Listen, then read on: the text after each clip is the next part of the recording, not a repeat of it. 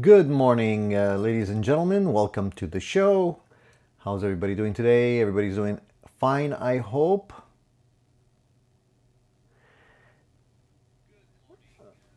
Okay, let's do this.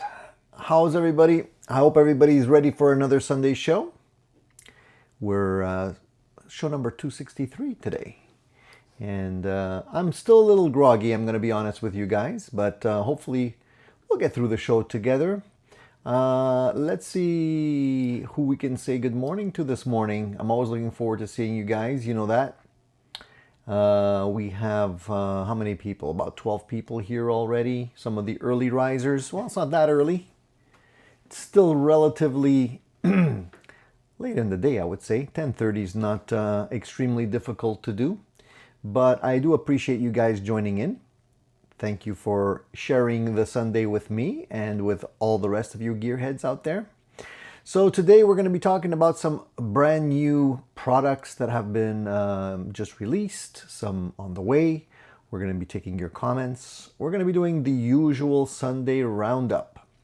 So as per usual, guys, the platform is open to anybody that has questions, okay? So if you have any questions, feel free to jump right in and ask, and we'll get to a bunch of cool topics. I don't know if I should be changing the name of the Sunday show because it's almost like I kind of do a Sunday update almost, kind of bring you all the latest trends and topics and just things that are being released by different companies, and we go off on tangents from time to time, but generally we talk about the new stuff. So I don't know if just calling the show the Addicted to Gear Live Sunday show is enough. Maybe it should be something else. Maybe it should be something like weekly roundup or something like that. I don't know. Guys, give me some ideas. All right, good morning everybody. So I'll start by the bottom of the list here. I'm going in reverse order. So we have Cushman, Profile Productions, Dan, Presley, Gospel of Mark, MFN, Max. We have Mark's Gas Station. Wayne is here. Warhart. We do have Cool Tunes as well. John is here. And there's a lot of people. I think there's a couple of questions already. Paul is here. Vox Guitars Rock. Shane, Vinny. All right. Nice full house. Good to see you, gentlemen, and good to see that everybody's in shape, I hope. So I'm looking for the question marks. That's how I first start off, just by seeing whether or not there's any questions for me. Okay, so let me just scroll down here, then we'll get to some of the other chit chat. So Shane, hey Shane, how's it going, man? How are things? Says favorite boutique builder. Well, I'm assuming you're asking about guitars, or is it guitars or amps? I don't know if I have a favorite. I mean, I haven't really ever bought a boutique guitar, per se. Usually the stuff that I buy is pretty off the shelf. I don't know. It's a good question. Well, I mean, if I think about it, I mean, I don't really look at too many boutique builders because the stuff's so darn expensive, to be honest. Nags has some nice stuff. I find myself looking at some of those guitars every once in a while. I don't know if you can consider, I guess they are boutique. They're pretty expensive. What qualifies as boutique? To me, boutique is like low quantity, handmade stuff. So I think they would qualify. What do you guys consider boutique? What are you guys looking at in terms of, anybody here purchased any boutique guitars? Any dentists or lawyers in the house?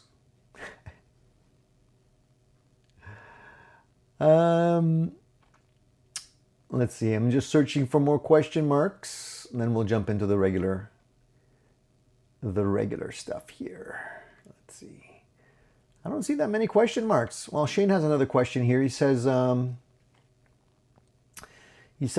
would you like to try, Kiesel or Texas Toast?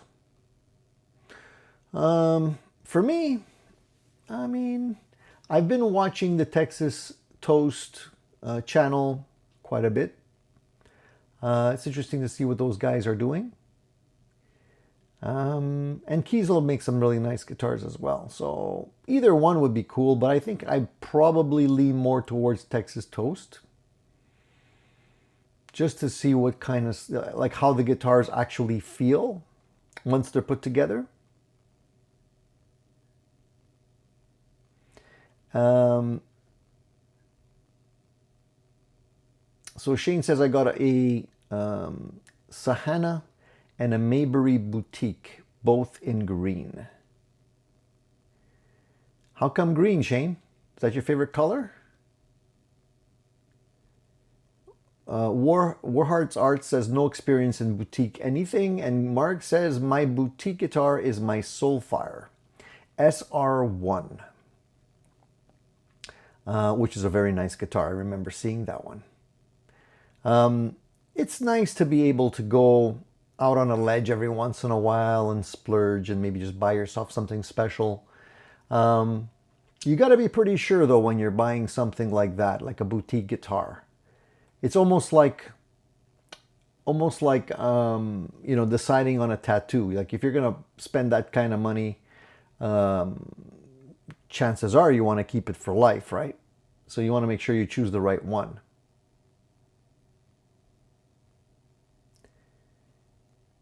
And Presley says, I make boutique guitars. So boutique doesn't have to be expensive. That's true. They could be affordable, handmade guitars. I consider some of the guitars that I put together boutique as well. I mean, not boutique maybe, but at least custom shop. I built it to my own specs, so I think that qualifies as custom shop, no? I mean, if I had to build a guitar like that and sell it, it'd probably cost a lot of money, you know, based on the time involved. And Mark says, I'd consider Friedman boutique. I have a Friedman amp. Well, Friedman does, I mean, the production is getting bigger, but I think they're still relatively small in the scope of things. And that's perhaps why the cost is still elevated like that, because they're, you know, the quantity is limited and they don't have that many people working there. So it's not like a mass production facility like you would see at Fender or even Marshall for that matter, you know. Vinny's World says Texas Toast guitars feel really good. You have one, Vinny? Shane also has another question. Shane's on a rampage today. Keep them coming, Shane. That's cool. Shane says, are you expecting price jumps with the tariffs? I think so. I think that's going to happen. And it's unfortunate because we're all going to suffer. But I think it's going to happen, yeah. It's a shame we're still talking about that stuff. It's affecting a lot of stuff. Car sales. It's affecting travel. I just saw somebody posting today that he was in Vegas at the airport and it was empty. So where have all the people gone? What's going on?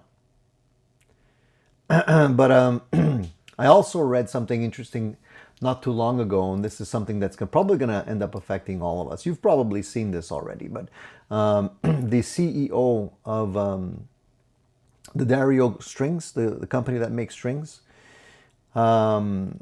he was basically complaining that they've incurred additional costs due to the tariffs directly.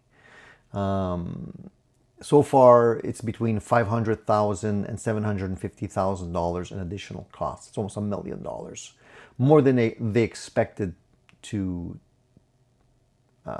pay out. And the thing is, I mean, that's a U.S. company. That's not a Canadian company, or so it's directly affecting U.S. companies. And I think because a lot of the stuff is being made in the U.S., prices are going to go up across the board. I don't know how much strings are going to go up, but you know, if they're, he was saying, basically it's based on the raw materials, right? So the raw materials, where are they coming from? other places. Sometimes they're coming from Canada, sometimes they're coming from all over the world, and unless it's coming from the US, well, people are going to pay tariffs. So he says that the Dario consumes a large quantity of copper rods used to wind different types of strings. And Trump's promise of a 50% copper tariff would undoubtedly skyrocket their costs. So expect to start paying your strings double, probably, pretty soon. We'll see. It's happening, folks. And it's going to continue to happen. So, yeah, you might have to, just wind down your spending to be able to, get what you need and buy strings for all your guitars. Dan says, is Sir boutique? I'd say so. Because they're still a small operation, Dan. They don't really make that many guitars. I don't know exactly what the quantity of guitars that they're shipping out every year is, but it's quite small. And that's why the prices are up, But, the last time I checked, like a Sir guitar was hovering about almost $4,000. Now, if tariffs affect them too, like where are they getting the wood? Like a lot of the maple is Canadian maple for the necks and for the bodies and for different things. So they're probably going to go up. Warheart says, if the body came from the same factories in Asia, is it boutique? I don't know. I mean, I think boutique, again, my definition of boutique is somebody building them by hand, one at a time. Not necessarily mass producing them on CNC machines in some kind of assembly line.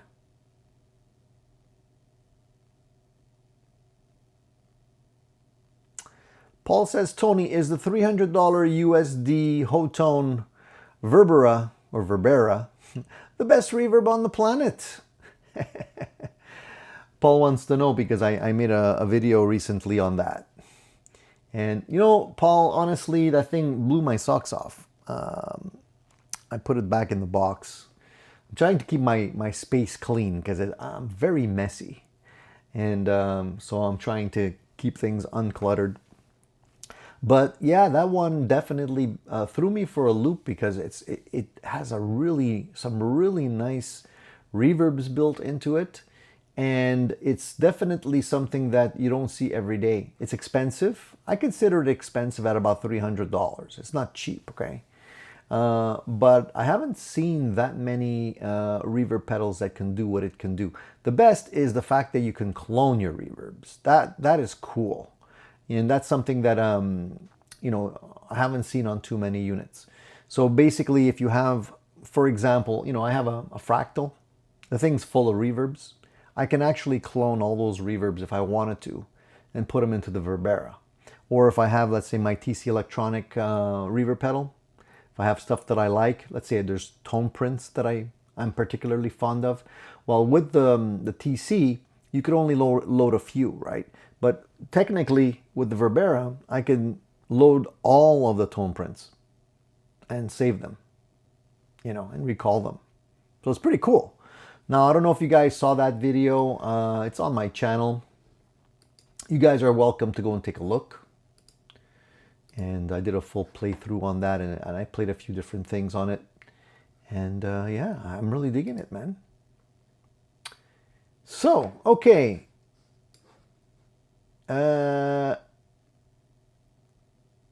Rico says, AI says a boutique guitar is a term that refers to an instrument made by a small-scale independent builder or company as opposed to a large mass production manufacturer like Fender or Gibson. So I was right. I consider that the same.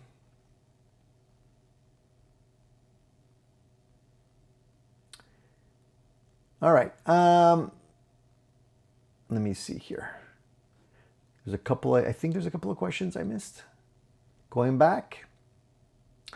So John says, please explain to me the difference between a Strat and a boutique Strat.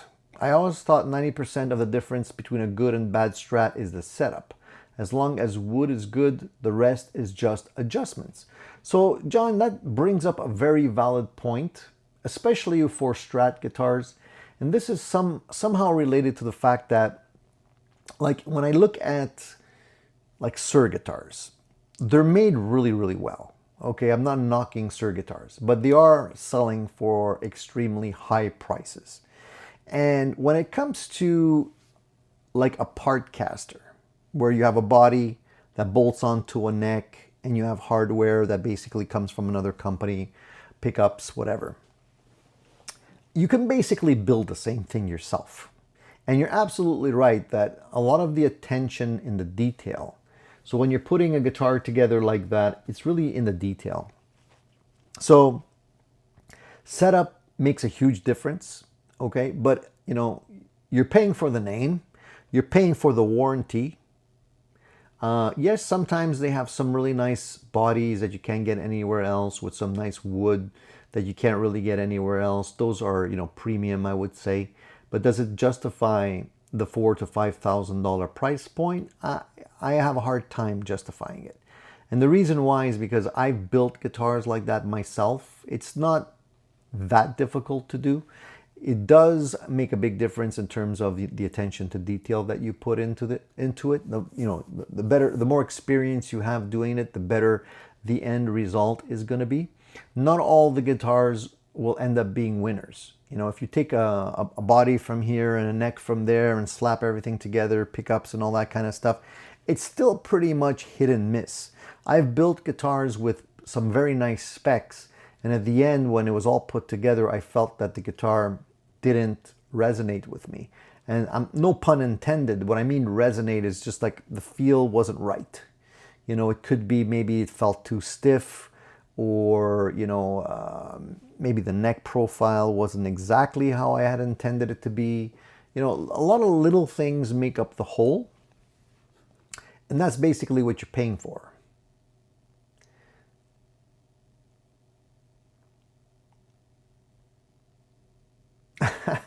Alan says, I always thought boutique guitars were guitars sold in a boutique. No, man. AI is getting ready to enslave us. Yes, Shane, indeed it is. Get ready, dude, because it's coming. I don't get the warm and fuzzies when it comes to AI. I'm telling you, man. But that's a whole other discussion.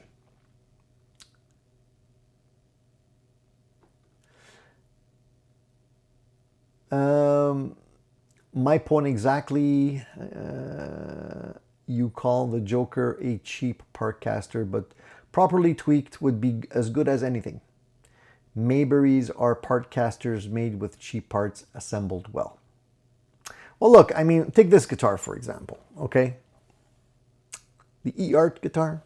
You remember when these guitars came out, they were selling for like what? I think maybe under 300 bucks, or hovering around 300 bucks. So what makes this guitar that much different than my Suhr guitar, which is selling for 4,000? This one has stainless steel frets. My Suhr has stainless steel frets. Okay, this has a humbucker, single coil configuration. My original setup in my Suhr also had the same pickup configuration. 2 knobs. That one has 2 knobs, 5-way switch, same as my Suhr. So what is the difference, you know? There's not that much of a difference, man. You know, even has the same carve here that my Suhr has, you know? And this guitar you can get all day long for, well, you used to be able to get all day long for like 200 bucks. So, you know, the wood is surely different. You know, the top is just a veneer, whereas the Suhr actually has a thick cap, okay? But I think the Suhr is basswood and maple. This one, I'm not sure what it is. It could be basswood and a maple veneer too. I'm not even that certain of what it is. The hardware probably is not as good on this one, like the bridge, for example. The tuners are fine. And the pickups, I mean, these are standard E-Art pickups, but I mean, you can upgrade those. And you can put in really high quality pickups. You can even put the same pickups as you get in a Suhr guitar. And you still could probably at that stage, even with upgrades, probably buy 10 of these, for the same price as you would buy one Sir. So does it play badly? No, I think it sounds pretty good.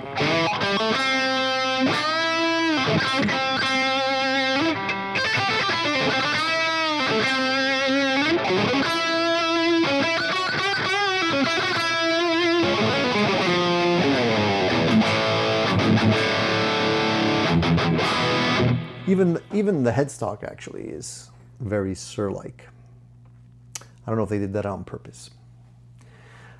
Now these have gone up since the get-go, and I'm glad I actually grabbed like 3 of these. I have one here, I have the Telecaster, which is hanging on my wall right here, and I have another Strat Sir guitar, E-Art guitar, 3 of them. And yeah, they're great. They play really well. No issues at all. Is a kit guitar a boutique? Not really. It's a kit guitar.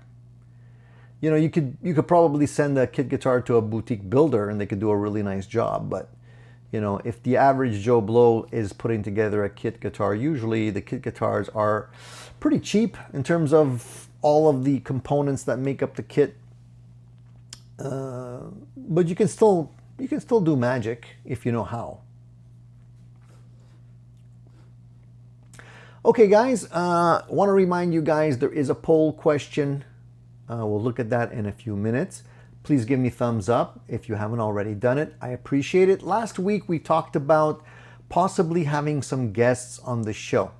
I'd love to have a show where I have a couple of you guys on.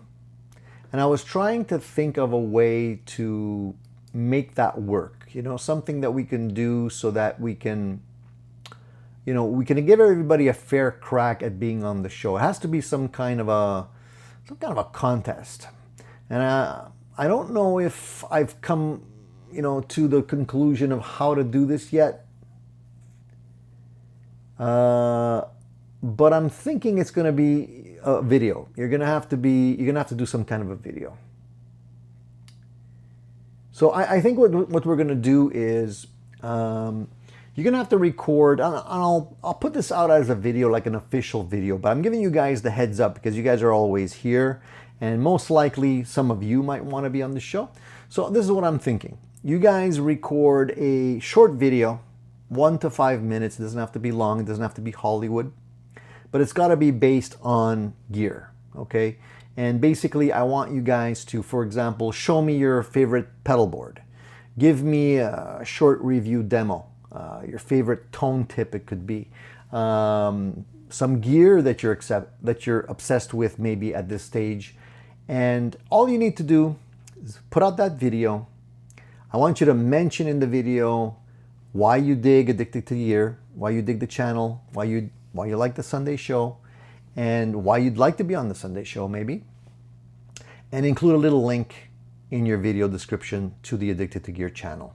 And you post your video on YouTube, Instagram, TikTok, wherever you want, and include the hashtag Addicted to Gear in there. And then we'll keep our eye open and we'll see who gets the most views, who gets the most likes. You can make it fun. It doesn't have to be serious. It could be funny. It could be whatever you wish. And then I'll pick the winners. We'll pick them on the show. We'll let it run for a while. I'm thinking like, let's let it run for the month of August. Give you enough time to put something together. And then we'll pick, I'm going to say like 3 or 4 people could win. And then I'll invite you guys to the show. And we'll have a live Sunday show with you guys as special guests. And then we'll be able to, discuss and talk and share, and you can ask questions, and you'll be like the VIP guests on the show. How's that? Does that sound like something doable? That's how we're gonna run it, okay? I'll do a little video, I'll post it on the channel, and if you guys want to do it, you're invited. Now, I wanted to talk a little bit about a question that I got. This was before we actually started the show. And it's a valid question, and I promised I was going to answer it today. And I don't know if the gentleman who asked the question is here or not, but I want to answer that question. So he sent me a message, and he says, excuse me. He says, enjoy your videos. Thanks for posting. I'm wanting to buy a Les Paul style guitar and considering a Tokai. Good choice, by the way. I refuse to buy Gibson since the Trumpty era arrived with all its trade pressures. So another person unhappy with the tariffs and where things are going. And he says, and frankly, the last $8,000 plus tax Gibson I tried sucked for the price. And that's surprising to hear, but there you go. That's not coming from me. It says, my only concern is the neck profile. The catalog listings online say asymmetric U-shape, 22.8 millimeter at 1st fret, 25 millimeter at 12th fret. I've been told all necks on Tokai Les Paul models are the same. That leaves me wondering if the necks are a generic profile. What guitar you have played would the Tokai neck profile closely resemble? That's an interesting question. So first, the Tokai that I have, well, I got a couple. I got three. The one that I have here, this guy, doesn't resemble the neck on my Gibson. The neck on my Gibson, I'm just going to plug this in here, guys. Sorry for a second. The neck on my Gibson is a lot thinner than the Tokai's. So yeah, it's going to be like a U-shaped profile. Asymmetric is correct, but they're not uncomfortable and they're not bulky. Like I've tried other guitar necks on some Gibsons, for example, that were way bulkier than the Tokai.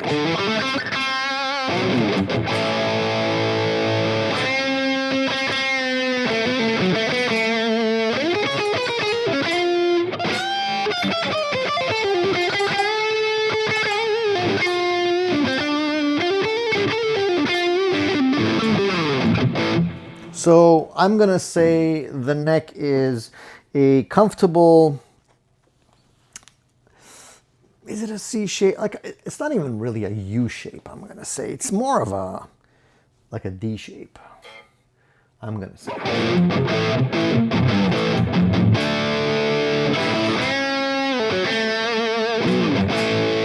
So I wouldn't say they're U-shaped necks. I'm going to say they're more like a D-shaped neck. And it's a medium D. That's what I'm going to give the profile on this guitar. But it is deeper than my Gibsons, but my Gibsons are kind of slim. Oh, and if you guys are wondering what I'm playing through in terms of sounds today, I'm playing through this guy. Hotone Pulse Mini. There's a review coming out on this guy. I have it plugged in via USB, and I got it attached to my phone here.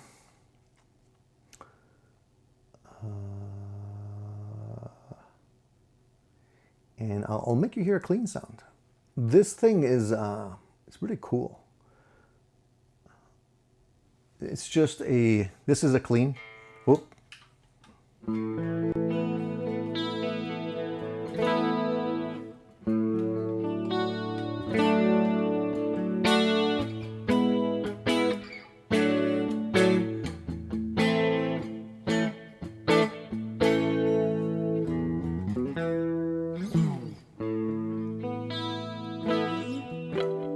Very nice clean sound. USB going into my Apple device, believe it or not. It's a very cool little device, and I'm going to be sharing that on an upcoming video. That probably will be coming out this week. But I love it. So, okay. Now, nobody here tried to guess today what guitar I was going to be playing.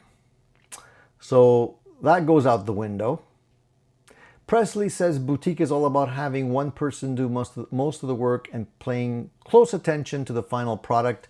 Boutique Parkcaster, yes. Boutique from scratch, yes. Boutique is relative. Small batch. And Shane says, not surprising at all, Gibson quality is tanking again. You know what? I mean, I do like Gibson. I do like the Gibson brand. And I've tried to, you know, I always sample guitars when I go to the stores. And I do take a couple of Gibsons off the wall and play them and stuff. But I gotta say, like, there's something about the new Gibsons that are not appealing. I've played quite a few, and, you know, have I played all of them? No, it's not a blanket statement. But the ones that I did play, like, I just put them back on the wall, and I have no desire to buy one of them. And I'm like, I'm happy with what I have because I think they actually feel and play better. So is it the quality changing? I don't know, but it's disappointing. I wish there would be better quality instruments out there. Okay, Shane says this is really it is really Hotone, not Hot One. The Haas, I know, don't have much tone. Yeah, a lot of people say Hot One. It's not Hot One. It's Hotone. That's how I refer to it. Some people even call it Hot Tone, which doesn't make sense because then it would need two T's. So I'm sticking with Hotone.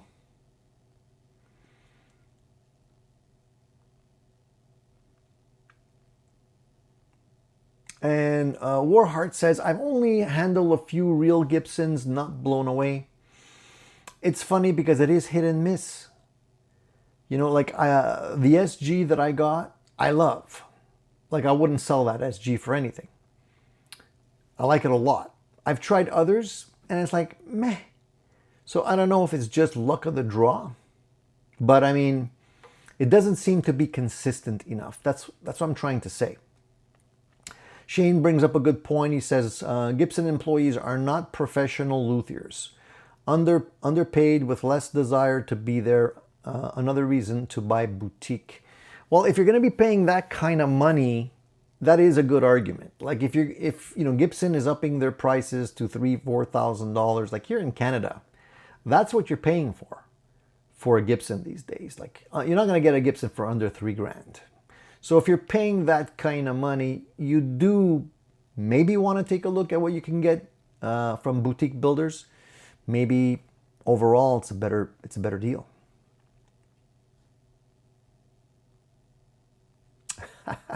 Warhead says because Slut Tone was taken, that's why they went with Hotone. They put the ho in Hotone. I'm only joking, guys. Yeah, so anyway, I don't want to bash Gibson, but that's just what I'm seeing. I'm just reporting back what I see.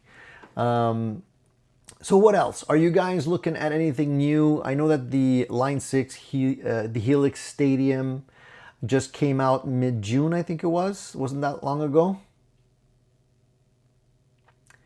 And, you know, it was supposed to be one of the most anticipated gear releases of the modern era. But I don't know if that's true. I haven't heard that much hoopla about it. So it's kind of, it came out, but I don't know if anybody's really, you know, if it's really attained, let's say, the status of the most anticipated or the most hotly anticipated release, or if it's just another product. Anybody here buy one of those? I'm just wondering if we can get some first-hand experience on that. Let's see what the prices are on that thing. I haven't been enticed by it because I'm still enjoying my Fractal. It does more than what I need, and I don't feel like I need something else at this stage. The prices, I don't see the price here. Does anybody know what they're selling for? Line 6 Stadium? I would have to look. I would have to Google it. Let me try. Maybe you guys can find it before me. Let's try. Line 6 Stadium.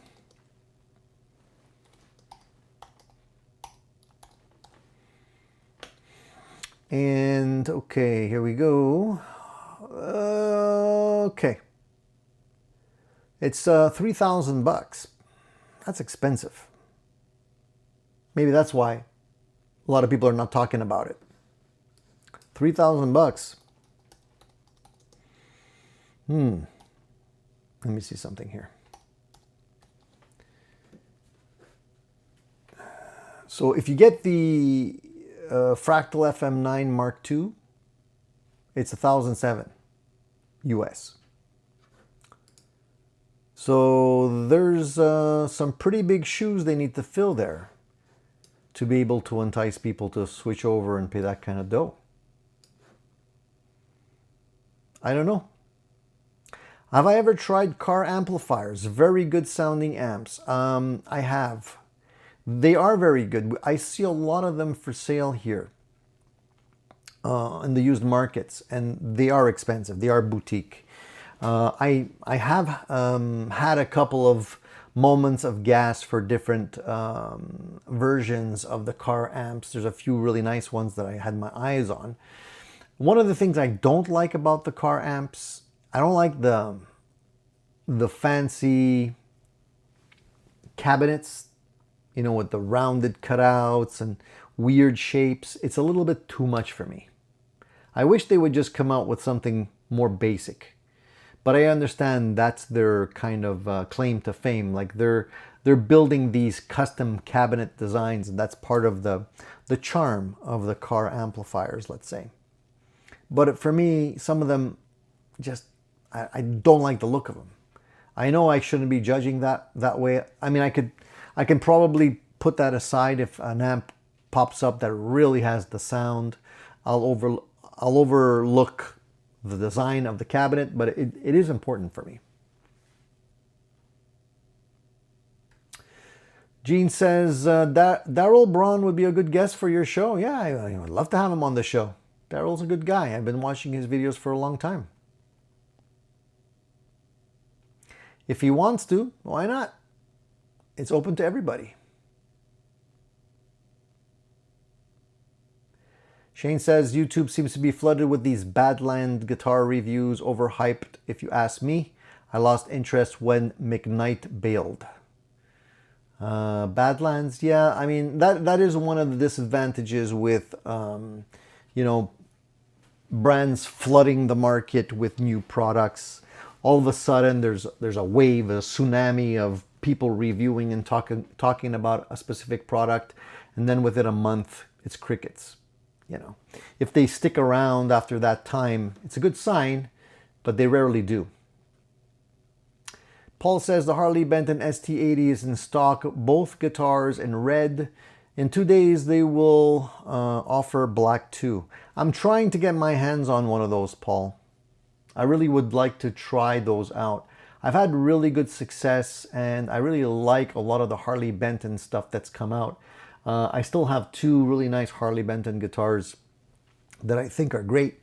And the 80s, those ST80s caught my attention, so I would really love to eventually try and get one for review. We'll see. They're going to be out of stock real quick. I guarantee you. But they're definitely a good buy. You know, if you're into that Charvel type thing, you know, instead of having to pay 1,600 bucks for a Charvel, you can get those for under 1,000, 500 bucks, whatever it is now. So yeah.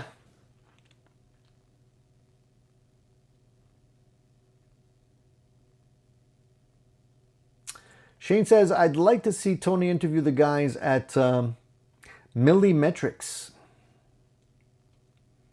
Hey man, I'm open to interview anyone.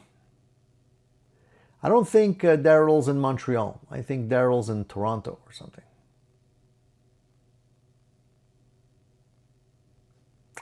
Guitarologist says Shiji, I can't pronounce that word, is amazing as well. Braun convinced me to buy one, and I ended up buying two.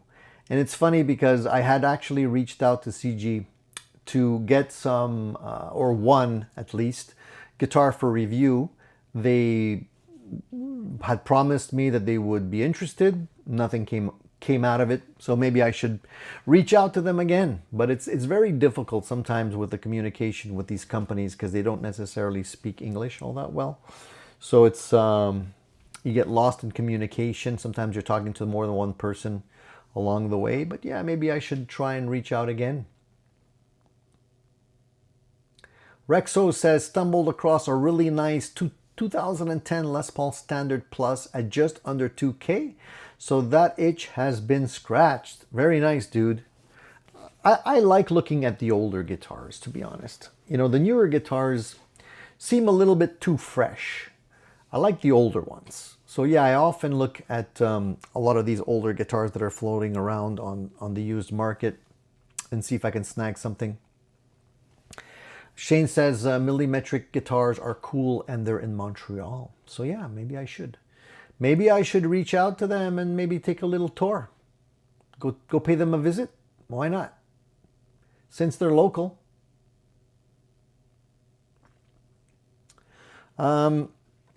Cool Tune says my Harley Benton 350 B Plus feels good and sounds good. A lot of those guitars are very, you know, they look like they're not going to be good because of the price. A lot of times people, that's what the mental block, people look at the Harley Benton stuff, they're like, for like 200, 300, 400 bucks, how good could they be? I was very impressed with the quality. I'm going to be honest. I give credit where credit is due. I don't care how much it costs. If it's a good guitar, it's a good guitar.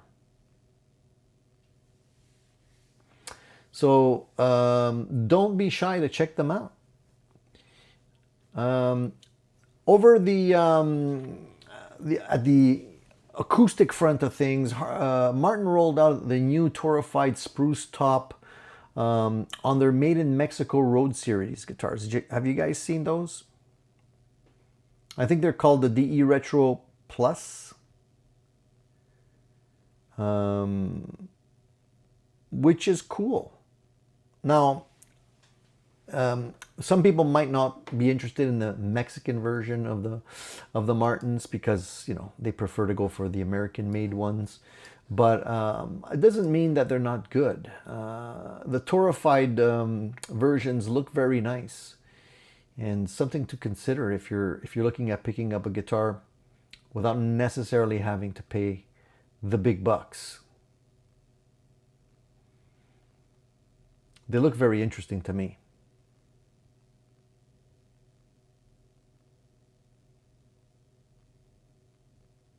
I don't know how many of you guys are actually actively looking at acoustic guitars. Maybe you're looking at only electric guitars and stuff like that. But if you are looking at the acoustics, you should check those out. And of course, we talked about the new release from Mesa Boogie. I think it was 2 weeks ago, maybe. The Mark II C++ Metallica amp head. Anybody interested in that? Any Metallica fans here? Shane, aren't you a Metallica fan? Maybe you should save up for one of these things. It's a limited edition. You know what that means. They're going to clip you on it. Mesa's going the route of Gibson, and it's no surprise that they're pulling a page out of the Gibson playbook because basically they're owned by Gibson now. So that strategy is basically re-releasing something that you already have and making it sound brand new again instead of spending R&D to develop something new, right? And charging more for it on top of it. So, if you're interested, the Mark C++, you can still grab that. I'm pretty sure you can still find those used, but maybe now that they're re-releasing them, prices on the used ones are going to go up too. You know how it is. Everybody jumps on the bandwagon. Like the Behringer stuff, the Behringer clone and all that crazy stuff. I mean, the market is nuts. Sometimes it does very weird things. Remember the issue with the, what was it, the Bad Monkey pedal when GHS mentioned that it sounded like a clone. Everybody grabbed one or was trying to find one, and then they all of a sudden, they were difficult to find. Everybody was charging a fortune. It's weird. you know, people, you know, till that point, nobody was interested in it. We're very fickle people, I think. Cool Tune says he's looking for an acoustic after selling his D28. Yeah, man. I remember you mentioning that. So you sold a really nice D28. Now you want to buy something new to replace it, or just to have as a knockaround guitar. So Shane is more of the a Mustaine fan. I get it. First 4 Metallica albums before they sold out. I'm only kidding, Shane. FNFM says, Tony, I want to unload my LP Standard. Do you have a recommendation of how to sell while maximizing security in terms of ensuring payment, no returns, and personal safety? Good question. All good questions. I prefer to deal in person as much as possible. I don't like dealing online. There's too many risks. It's just one of those things where, you know, first of all, your guitar has to get there, meaning it doesn't have to get lost or damaged along the way. I've seen horror stories of, you know, UPS, FedEx, all these companies, depending on who you're using to ship, the box arrives, it's freaking mangled.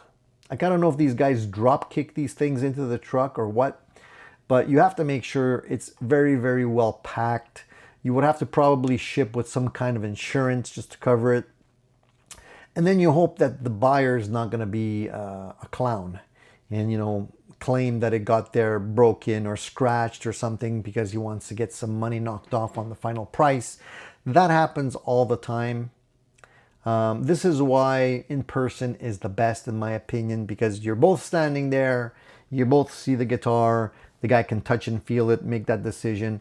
And once he leaves the door, once he pays you and leaves with it, the deal's done, man. You know, it's sold as is, no return. Sorry.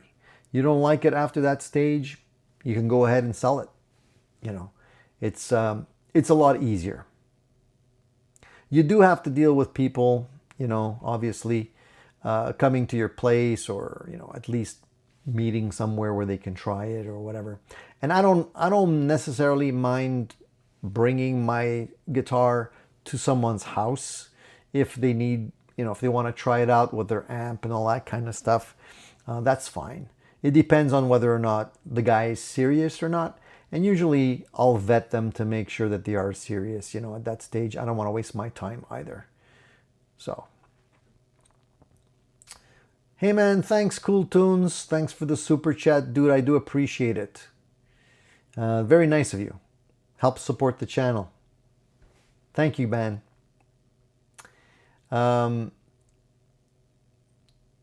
Rexo says he just watched a video on Iris acoustic guitars out of Burlington, Vermont, priced in the 2 to 2.5K range.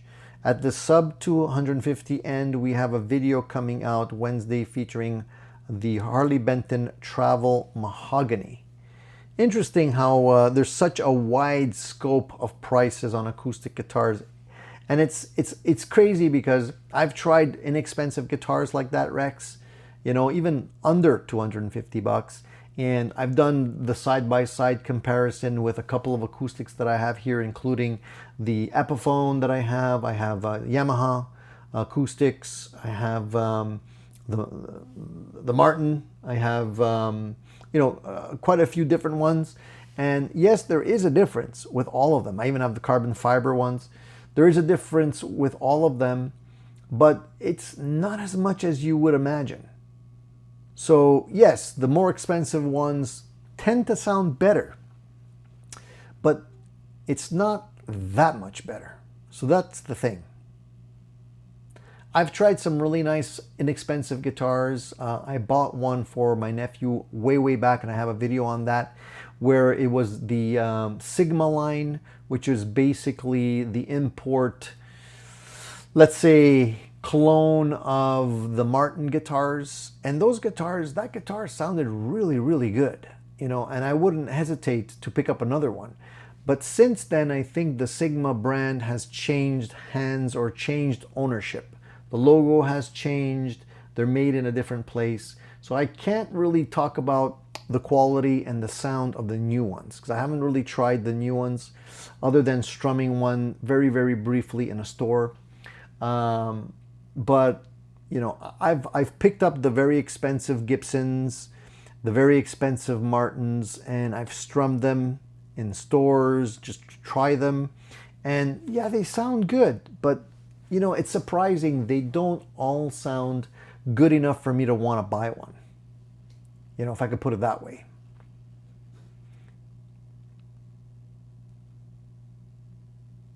So Shane says, I took the Joyo EQ off my pedal board. I don't recommend Joyo. What happened? Did it break on you, Shane? What's going on? Did it die? I've been using that Joyo EQ on my pedal board for probably, I don't know, 6 years, probably longer than that. I've been waiting for that thing to die, to be honest with you, Shane, because I want to actually get a better EQ. When I say better, I mean better. It works. It's just, you know, a little bit more, a little flimsier than other ones that you can get. But it hasn't died on me yet, so it's like, what am I going to do? Just throw it in the garbage? I might as well keep it. How did it die? Did you step on it? Did you step on the little sliders by accident? That happens. Shane says, I never owned a new Edwards, just used ones. I would put Edwards above LTD. The Edwards that I have, I love. I can't really compare directly with the LTD guitars. I haven't tried them side by side. I love the Edwards though. I don't play it enough, unfortunately.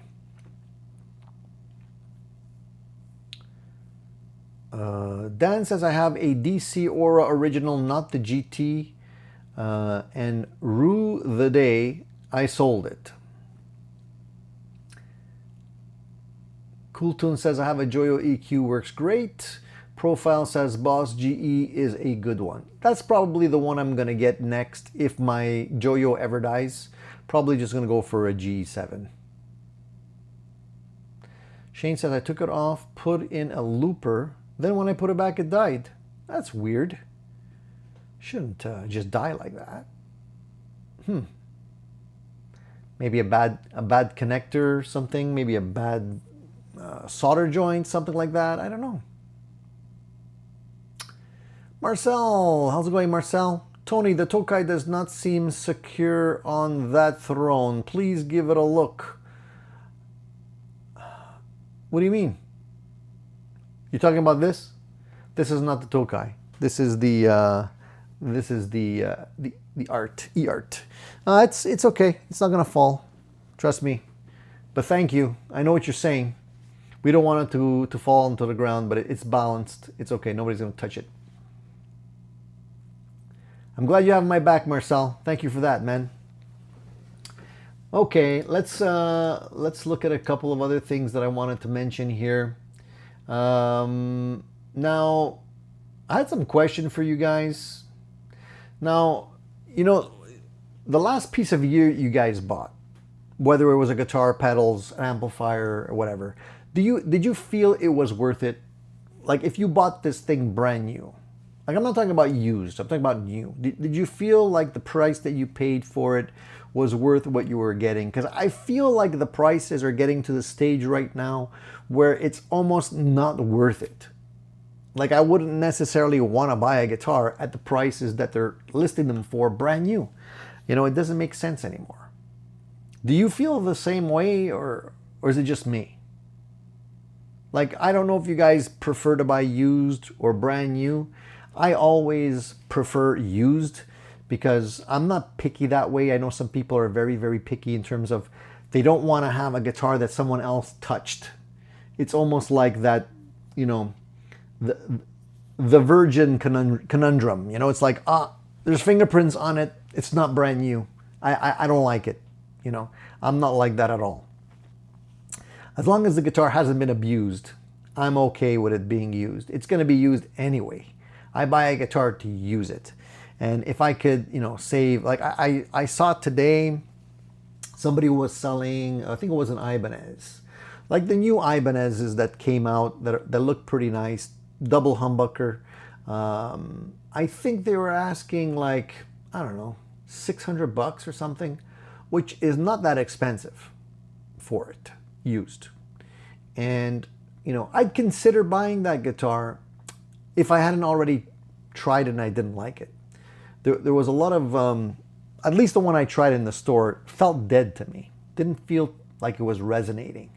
And it could have been just that model or that particular guitar. I don't know. But I mean, I'd rather go for that than pay full price on a guitar. The only time I'm gonna sort of bite the bullet and pay full price is if I haven't seen that model in the store before. I know they're not gonna get any more, and I really, really like it. Kind of like what I did with the Charvel. That was a spur of the moment decision that I took, and I ended up buying it then and there on the spot because I knew they weren't gonna get any more, and I haven't seen that many like that one in the store. So I took the hit on that one, but I rarely do that.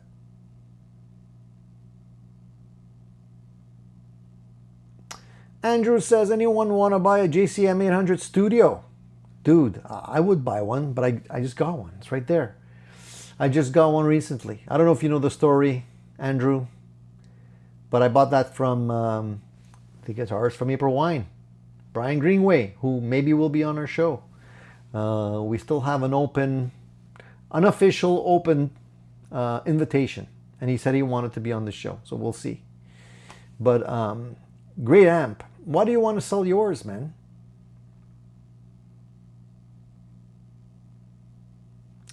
Gene says, I bought the Jams kit and it's totally worth the $80. Andrew says, I gave 5 racks for a gold top.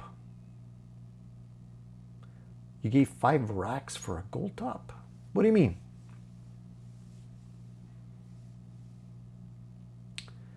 And Dan says, holy crap, I got a Mexican Telecaster brand new for 30% off and feel like I stole it. Oxblood Limited Player 2 and sealed in the box for $7.99.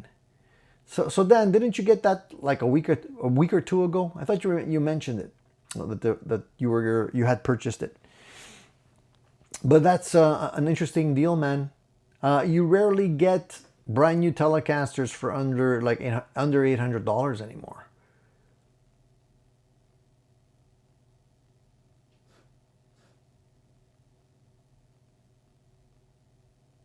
Vinny says, I do buy Fenders, FSRs, new, because those end up sometimes getting blown out and then you can't find them anywhere afterwards. Yeah, the limited edition stuff, I agree.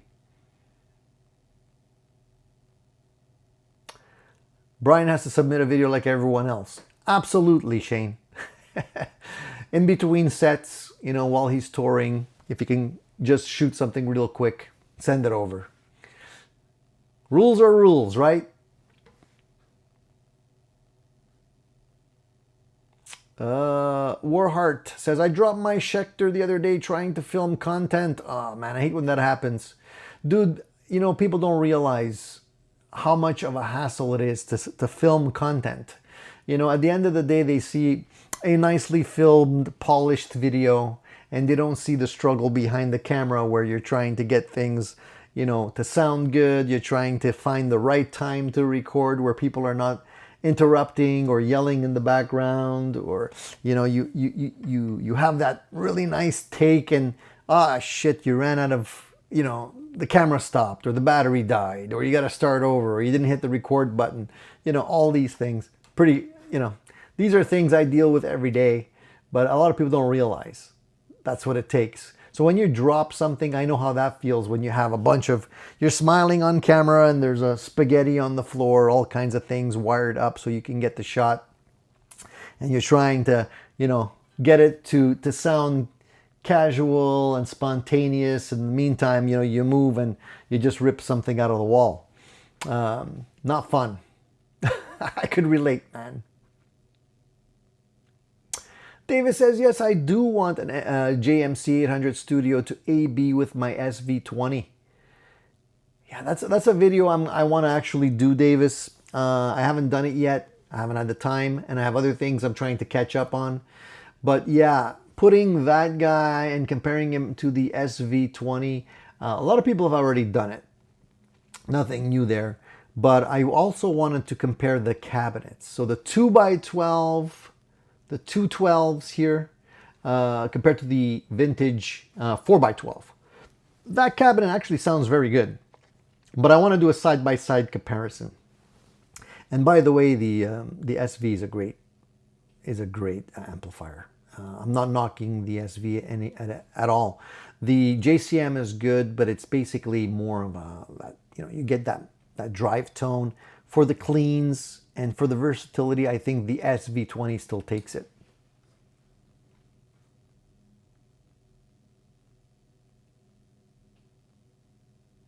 Rexo says, yes, for the Hills Headless, the HN5 pre-ordered in January, price is a little higher now.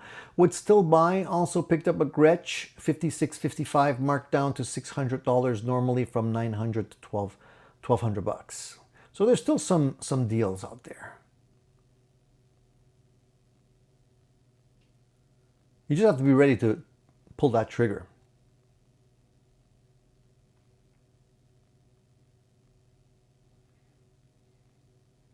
Rex says, I know I appreciate how good your videos are after learning on our new old guys new guitar series.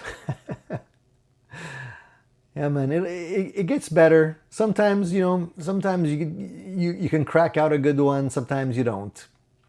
It's funny because the experience, my experience is this. Sometimes you spend so much time on the editing, post-production, getting everything clean, getting the lighting right, getting everything, the dialogue correct, no stumbles or anything like that.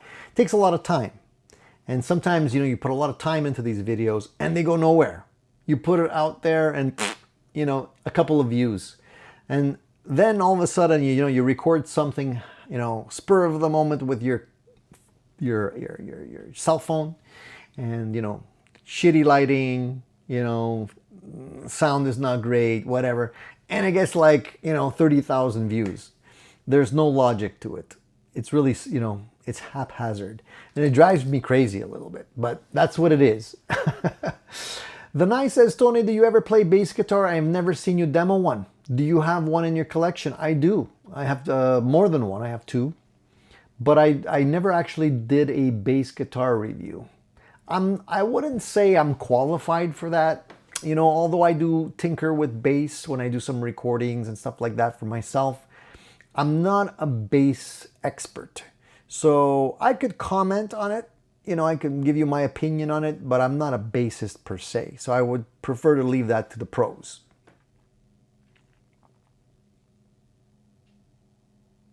Shane says, no one makes suckier videos than me. Come on, Shane. It's not even a question of being good or not. It really isn't. At the end of the day, content is content. As long as you put something out, people will watch. I've seen garbage, and we've all seen garbage, and it doesn't matter. At the end of the day, once you start getting a following, and we can definitely, bring up some names where we know the content is just repetitive, same stuff over and over again.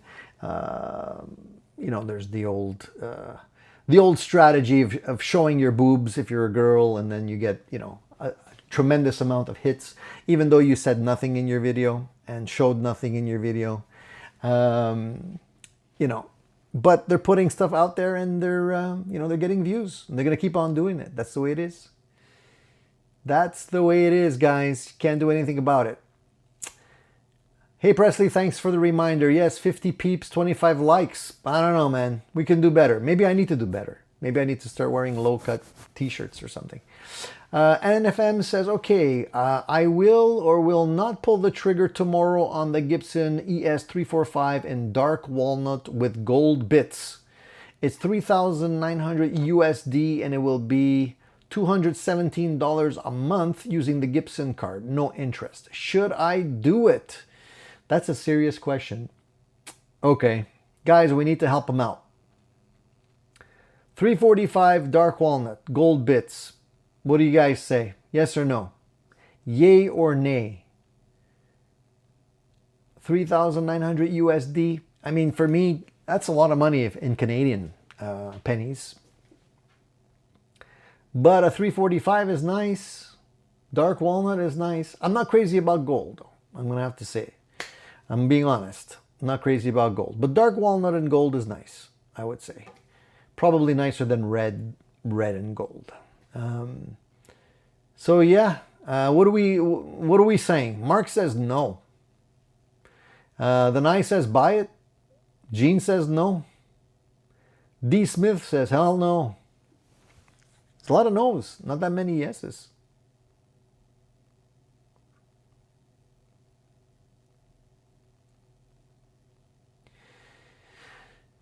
Yeah, I don't know, man. It's a lot of money. I think I'd sleep on it a little bit. Mark says no gold. I'm not a big fan of gold either. And it comes off real quick. And Vinny says dark walnut and gold sounds okay. Alex says save your money and buy something cool. Like what, Alex? Like what? The 345 is a nice guitar. I like the 345s. I had gas for a 345 for the longest time. But they're very expensive. Just very expensive, man. That's the thing. Hold on. Let me see something. I just want to see if there's anything on Reverb along the same lines. Maybe at a better price. Hold on. Don't pull that trigger just yet. We're going to find you something good here. And then, is it just me? Reverb has become sucky since they changed hands.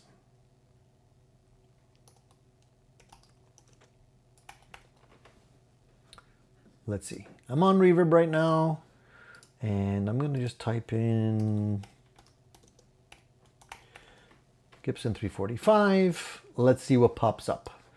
And let's see what kind of prices. Okay, so a lot of these are Canadian prices, guys, so bear with me on that, okay? I'm not going to do the exchange rate. Let's look at it together. I'm actually here. Let's share the screen so we can compare as we dare. Let's do this. Boom. All right, let me put up my where am I? Hold on. I wanted to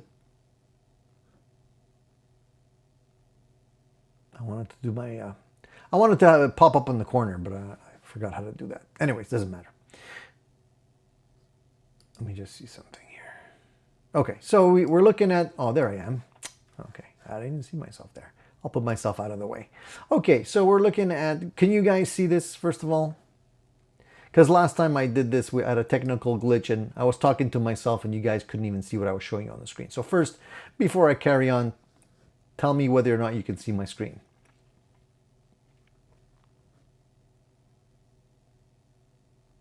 The 335 is not the same.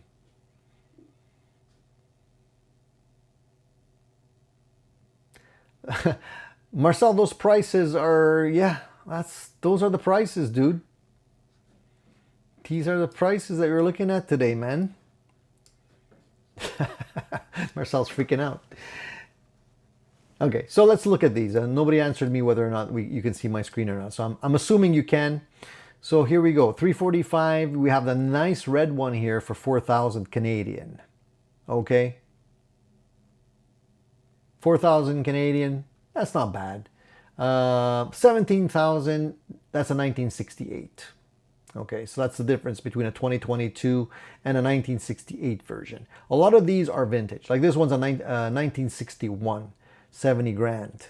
Okay, this is why they're expensive, Marcel. You got to look at the date. So this is a 61. This is a 68.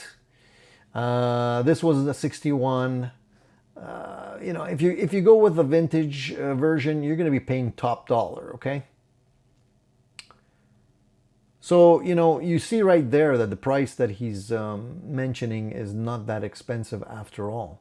I'm just trying to see whether or not there's something comparable. But they all seem to be more expensive, unless you buy one that's brand new.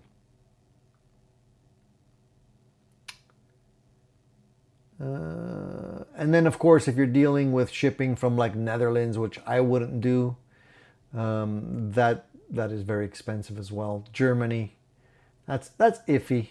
That's iffy.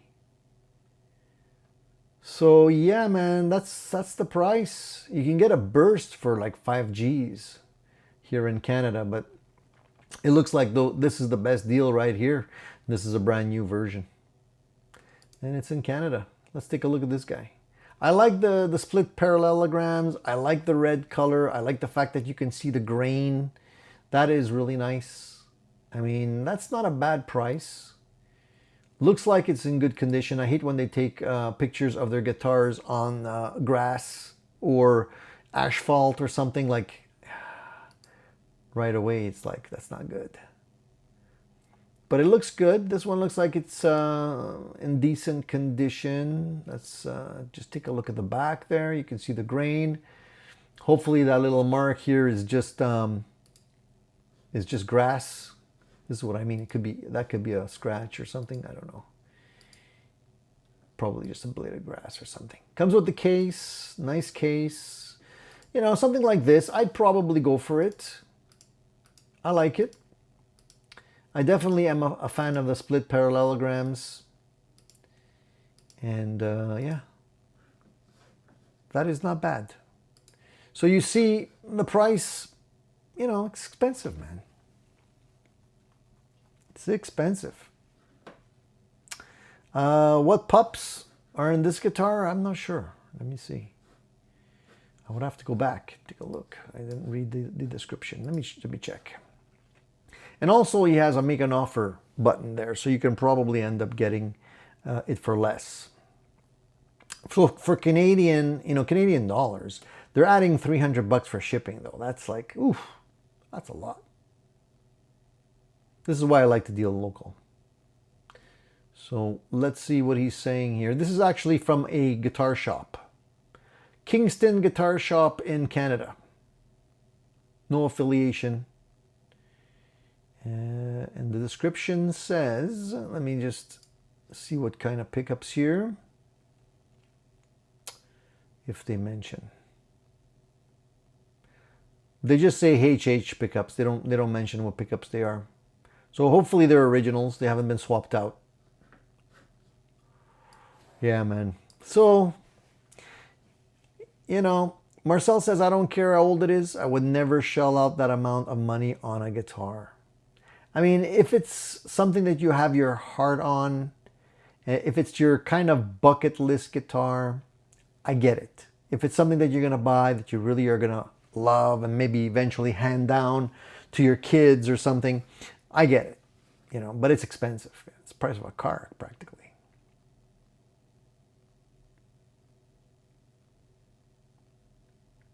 Profile says, is the 345 hollow without the center block? No, I'm pretty sure it's not hollow. It's semi-hollow, I believe. Yeah.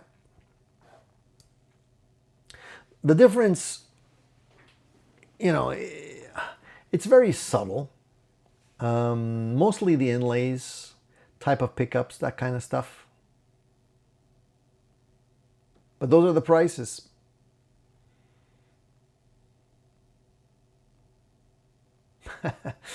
So, okay, let me go to the, let's go to the poll question because we haven't actually talked about that yet. Let me pull that up for you guys. One sec. Let's go back here. So we did, I think we got quite a few answers on that poll question.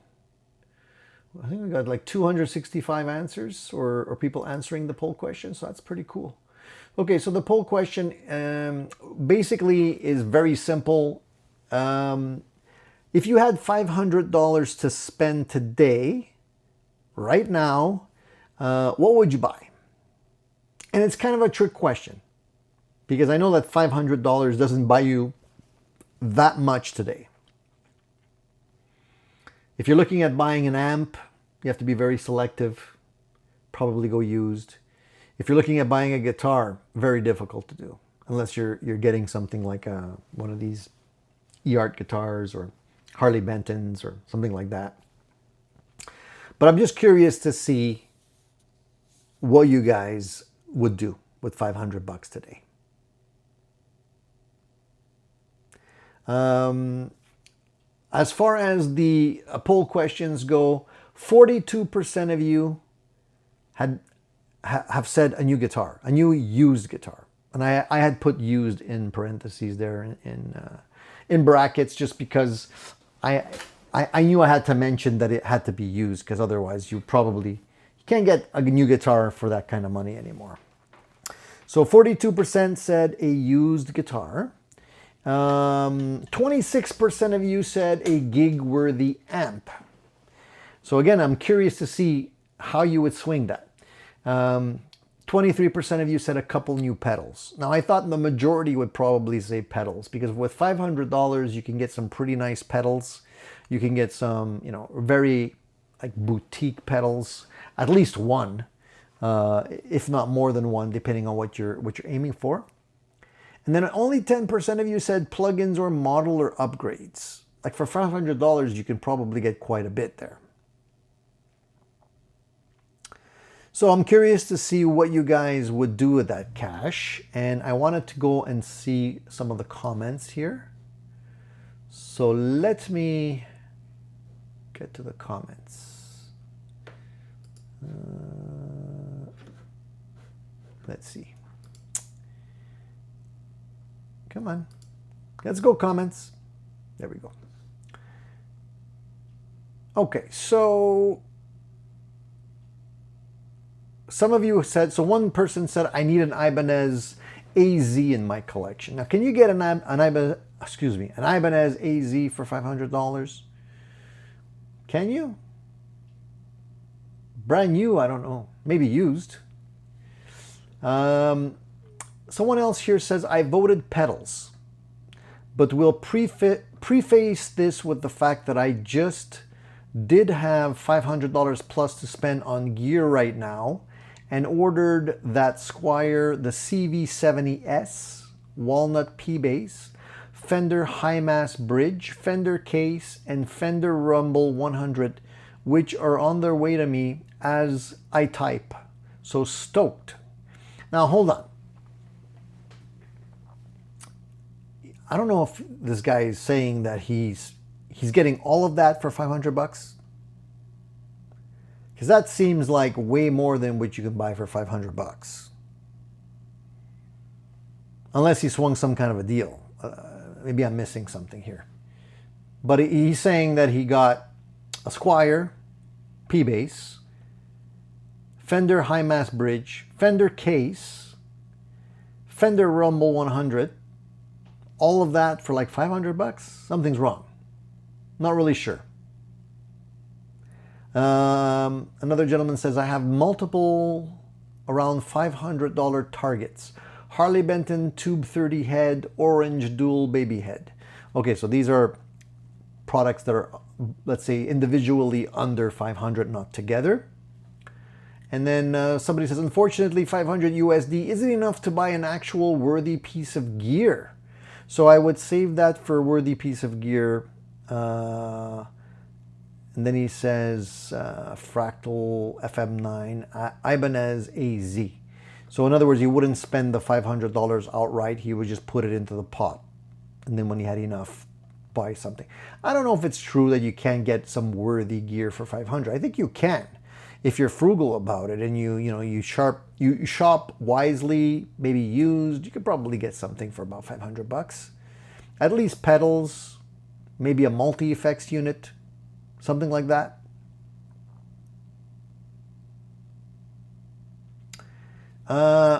Someone else here says, there isn't any instrument that I currently want that I could buy for 500 bucks, so that can't be the answer. I'm also in the same place with amps, but I bought a Fender Tone Master Pro a month ago, so I think I'm good with the amps now. I was going to say that between the Tone Master Pro and all the pedals I already own, I shouldn't need any pedals. However, I actually do need the expression pedal that Fender sells to go with a Tone Master Pro, and I guess that I really need the FR10 cabinet to go with it too. Then I can say I'm done. Maybe. I love people that are trying to convince themselves as they're trying to answer the questions. You can get a Strymon for 500 bucks. You can get a classic Vibe Rex for 500 bucks. Yeah, all day long. You can get some decent multi-effects units that are used for about 500, I would say. Used Epiphone. Ian, you make a good point there. A used Epiphone, probably for about 500, at least 500 US, maybe. Maybe a PRS SE, if you get lucky. You know, there's still a few things, but you gotta be, it's getting harder. It is getting harder. So our own Paul says, it could go towards a guitar with a Floyd. I have 10 guitars and use them all, and they cover most of the classic pickups, including the fringe things like the Firebird, Gretsch, Rickenbacker. One guitar has a Strat whammy, but I don't have a Floyd. At the moment, I'm leaning towards the Harley Benton ST80. They just released in black this week, but I prefer the red one. My point is literally we'll have all the choices of guitar sounds covered if I get one. Now, what you can also do, Paul, is maybe also put it towards a Vega Trem, for example. You can get a Vega Trem for under 500. That would be a worthwhile upgrade.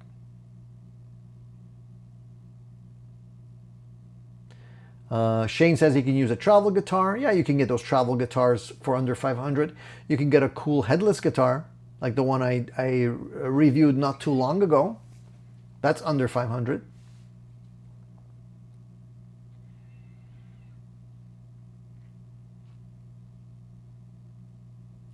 You know, if you're happy with your setup as is and you feel like you don't have to buy anything right now, that's perfectly fine.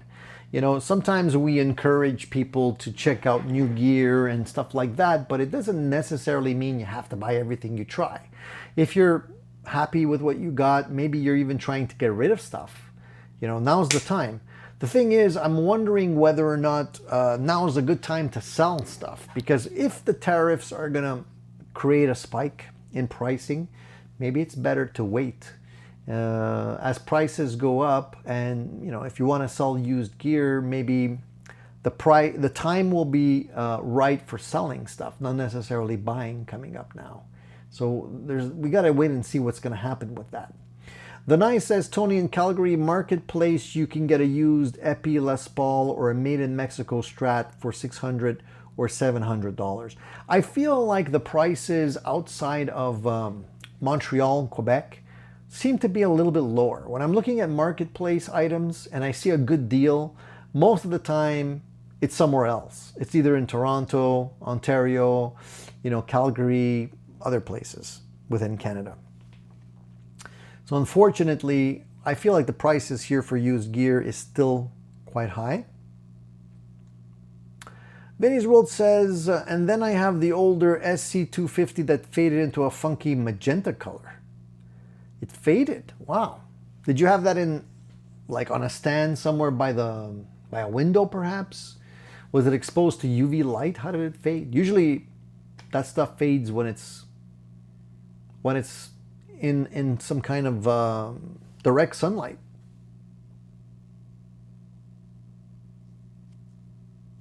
Interesting. I haven't had any guitar fade on me yet.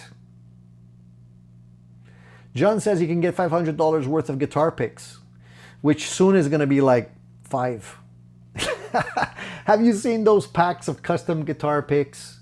There used to be you can get a pick for like under a couple of bucks. Now they're like, you got to spend like $10 to buy a bag full of picks. These custom, I'm not going to name the artist's name, but just because there's someone's name on it, all of a sudden you got to spend $12 on like 5 picks, something like that. It's getting crazy, getting wonky. Prices are getting nuts. We're going to have to start making our own picks soon.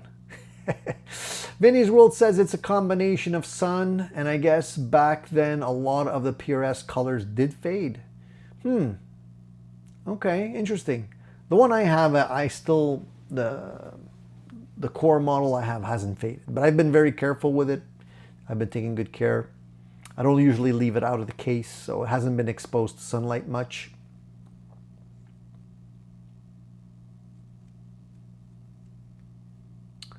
Marcel says, we know our stuff is better than theirs. That's why the prices stay high.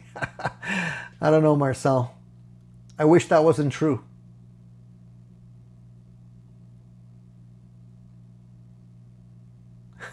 $500 on strings.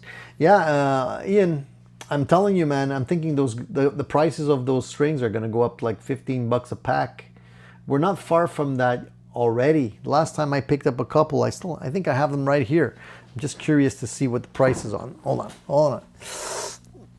I picked up a couple of strings when I went to the store recently just because I knew I was going to need them eventually.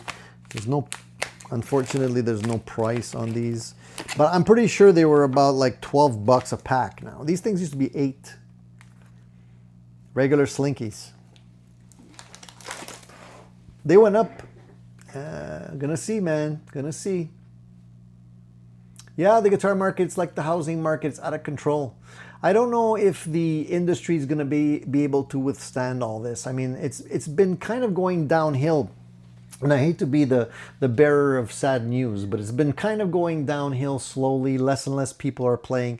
It did have a dramatic uptick during the COVID because everybody was home and had nothing to do, so they started to play guitar. But now things are back to normal, and it seems like the new generation is not really picking up instruments. It's just us old guys, and a lot of the new stuff, the new music, you don't really see guitarists on stage that much anymore. Unless of course, you're in Nashville. Nashville is different. Nashville's its own little ecosystem of guitar players that probably will never die. Thank God. But, other places, modern music, it's all techno.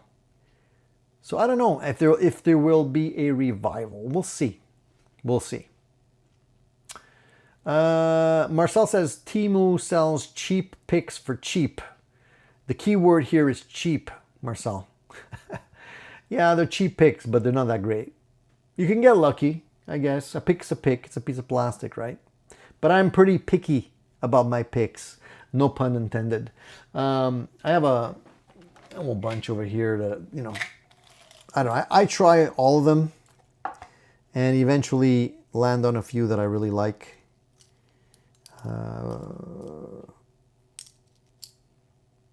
I've gone back to these the Herco picks, these little Herco picks that are quite flexible. Those are nice. I like those. I've tried the John Petrucci model, the one that costs a lot. The Jazz, the small ones, the big one. Yeah, a lot of different types of picks. I went through the V picks. I switch back and forth when it comes to picks. Even tried these, the Prodigy picks that I just dropped, so I'm not going to be showing you that one.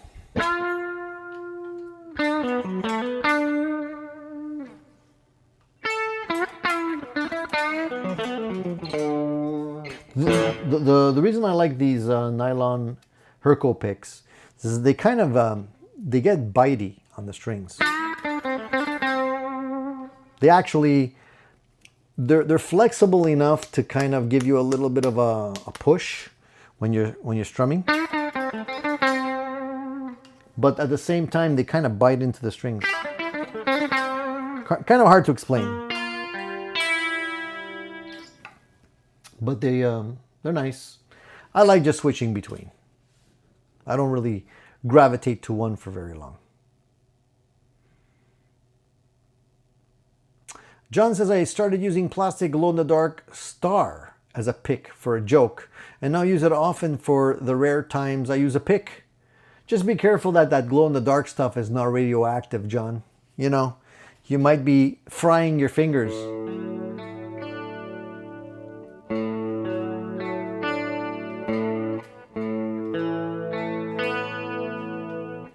For $500, I'd buy a Synergy module. Well, that's one of the products that, you know, was creating a buzz just a little while ago, and already it's kind of died down. You know, everybody was talking about it. I was talking about it too. I was like pretty intrigued by them. And now it's like nobody's talking about them anymore. So it's like here today, gone later today, you know? Shane says, my wife cleaned the house and found me 6 picks. My kids always tell me that if ever I get kidnapped, I'd be easy to find because I drop picks everywhere I go. So they can find me just by following the picks.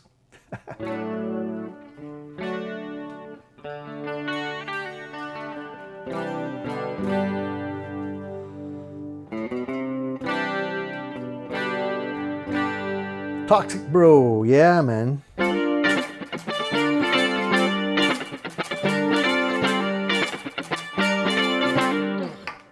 I like the clean sound on this thing.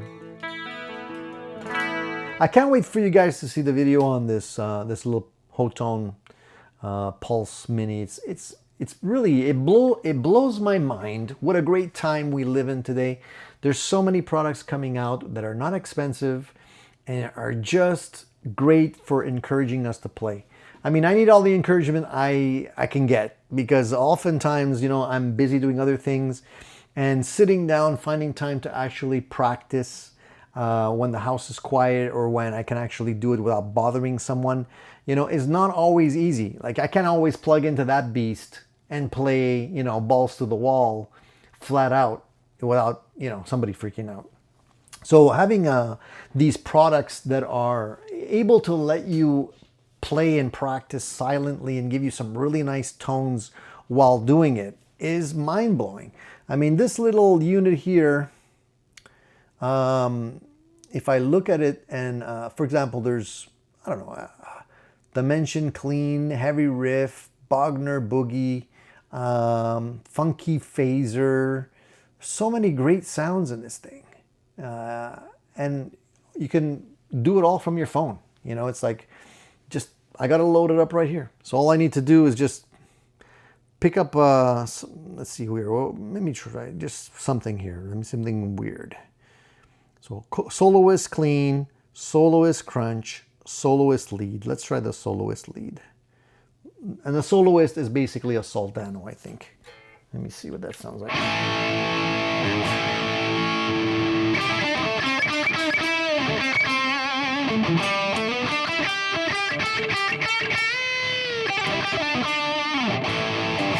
So that's like a kind of a soldano sound. What else they got here? They got different ones. That's kind of like a driven Vox. And but I'm just trying to see if there's something left field I can make you hear. Something odd. Hendrix vibe.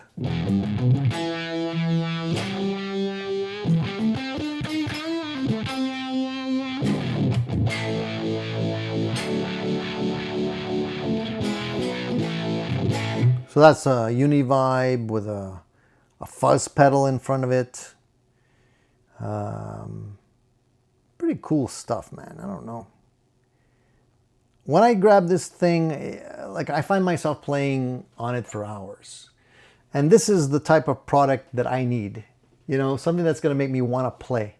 Because oftentimes, you know, you just, I got to plug this in, I got to connect that, I got to find you know, the cables, I got to set everything up. And then by the time you're set up, you got no time to play, you know?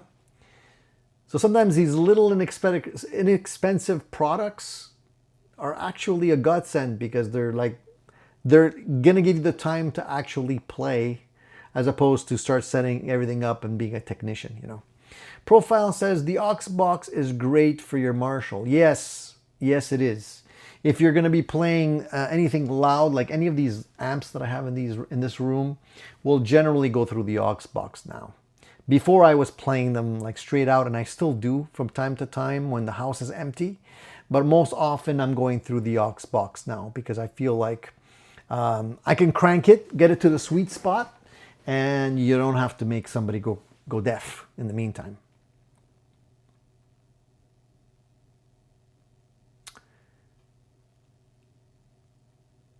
Marcel says, Tony, have you heard from the doctor's son on how his dad is recuperating? The doctor's son? Marcel, I'm not sure what you're talking about, dude. Refresh my memory. I'm not sure what we're talking about here.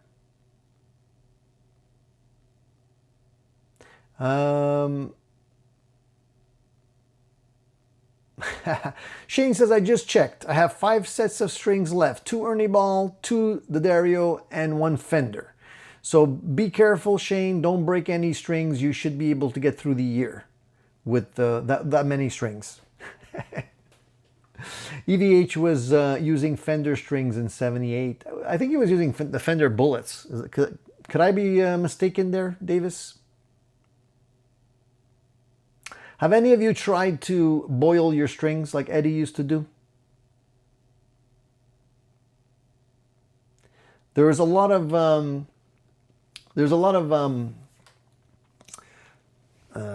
stories about how Eddie used to boil the strings because he didn't like the sound of them when they were brand new. They were just too bright. So he used to boil them. I tried that when I was a teenager. My mom looked at me like, what the hell are you doing? Why are you boiling strings? You know, had water going there and boiled them up. It did make a difference. It's kind of like, I think it kind of made the metal loosen up a little bit. So you were able to sort of get that brightness out of the strings. But at the end of the day, I don't do that anymore. There's a sound here called rock organ. Check this out.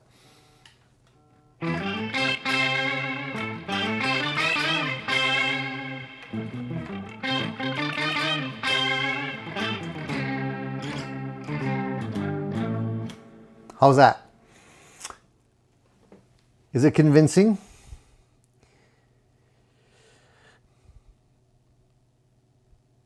Give me 1 second. All right.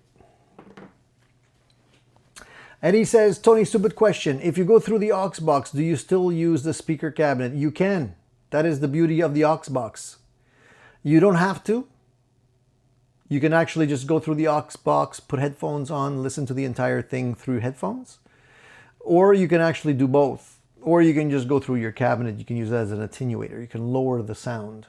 So the sound coming out through your speakers is not as loud as what you will hear going straight into your speakers.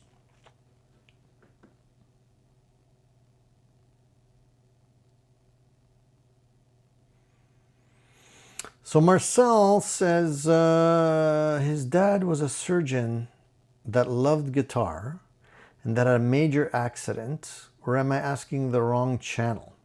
I think you're asking the wrong channel, dude. I don't know anybody that's a surgeon. I don't think we had that discussion before. I think you're mixing me up with someone else.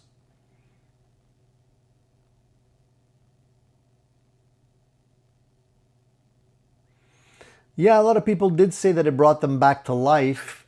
I don't know about that. I think it was also a question of just getting the brightness out of them. The only way they would bring it back to life is maybe getting the crud out of them a little bit, cleaning them off. But I don't know how scientific that really was. Vinny says, sounds good enough for baseball. Or hockey. Guys, we're going to be wrapping it up soon. I've been talking for 1 hour and 40 minutes. But if you guys have any last minute questions or anything, now's the time to ask. Have you guys ever, what do you guys consider gear that actually makes you play more? You know, beyond the guitar. Anything that you can definitely attribute to making you play more. I know if I buy a new pedal, for example, anything new actually makes me play more. You know, a new amp, new guitar, new pedal. Always be, you know, diving in and playing a little bit more. How about you guys? Anything? Anything that sparks your creative juices right off the bat?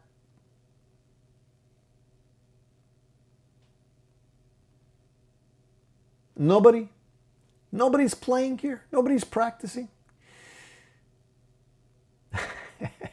Shane says, Tony, are your picks rounded or pointy? Okay, we'll answer that question instead. My picks are not round, they're not pointy. I don't have pointy picks. They're all pretty much rounded, Shane. I mean, it depends. Would you consider this pointy? Is this pointy? Let me see here. I mean, they all have a point, but it's not like super pointy. Some of the, and I don't have them here to show you, some of the V picks were kind of pointy. And I was just trying those out. Let me get this sound. Let me get this weird sound out of here. Let me put something else here.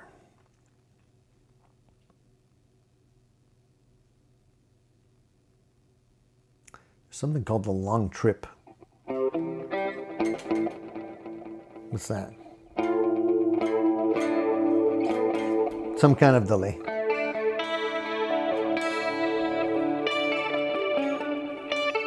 What the hell?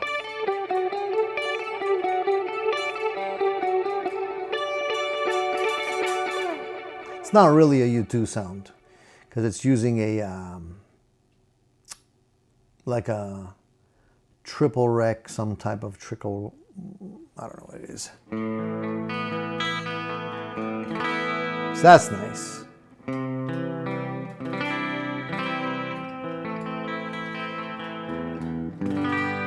Nice clean sound. So, you know, when a guitar product like a little Hotone unit like this has good clean sounds, that's how I judge whether or not it's going to be a good unit. Because a lot of people, you can fake the dirt and you can make dirt sound acceptable.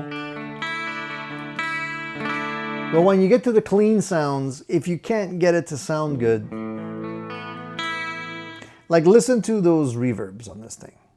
I know I'm kind of, I don't want this to be a product review, but I really like this product. So the reverb on this is a room reverb. I'm gonna put something like let's do a hall. So I gotta turn it on first, sorry. There we go.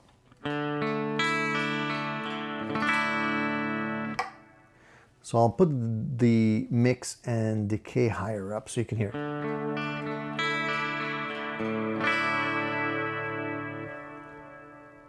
Like, look how nice that sounds.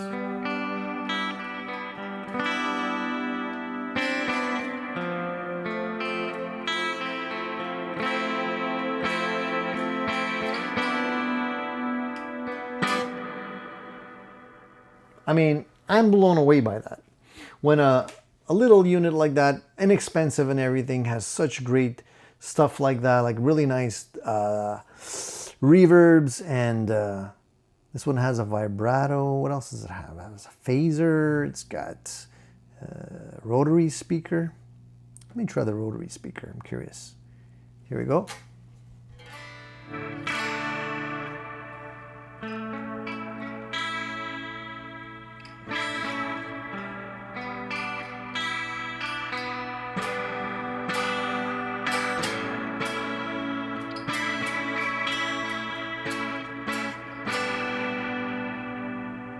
Now, I don't know if you can hear that in stereo or not, but pretty nice. All right, I think I'm going to be going and playing a little bit right now. David says, Tony, I was late today. What hot one are you playing through today? Hot one. Hotone. Hotone. Yeah, we're playing through this. I'll be posting a video on it, okay? This is the Pulse Mini, they call it. See that?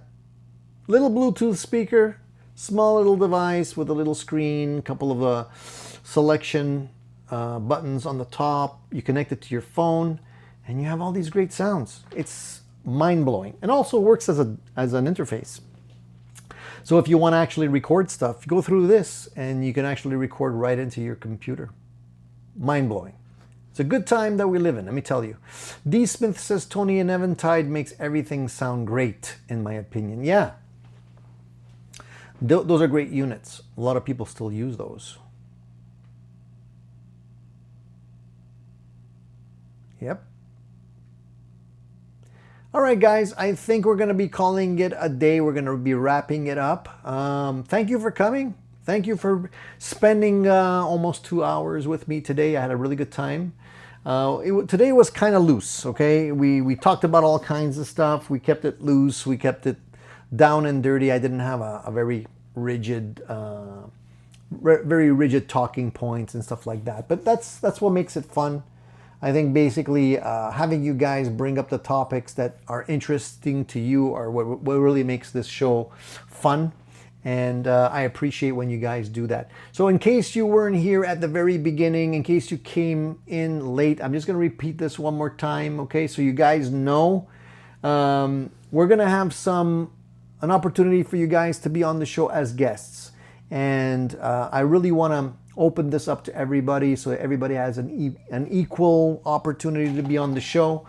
And we're going to do it in a very simple way. All you need to do is create a video reviewing or talking about some gear in the style of Addicted to Gear, let's say, okay? Just talk about your gear, talk about something that you like, and in your video review that you post on YouTube, you got to mention within the video why you like the Addicted to Gear show, why you like the Sunday show, and why you want to be on the Sunday show. Put a link to the Addicted to Gear channel, and we'll keep an eye on all of the video that are out there. You can even send me a link to the video if you want to make sure that I see it and I don't miss it. And we'll run it for the month of August. And at the end of August, we'll see who's got maybe the most comments, who's got the most interaction on that video, and we'll pick 3 or 4 winners, and then we'll have you guys on the show. So we'll be able to talk live amongst ourselves. It'll be an interesting show because we'll be able to meet some of our fellow viewers here and get to speaking with them in person. And it should be an interesting series of videos, to say the least, okay? The deadline, Vinny, I would say the end of the month. We'll run it for the month of August. We'll just let it run all of August. So you have plenty of time. But just send me a link to the video.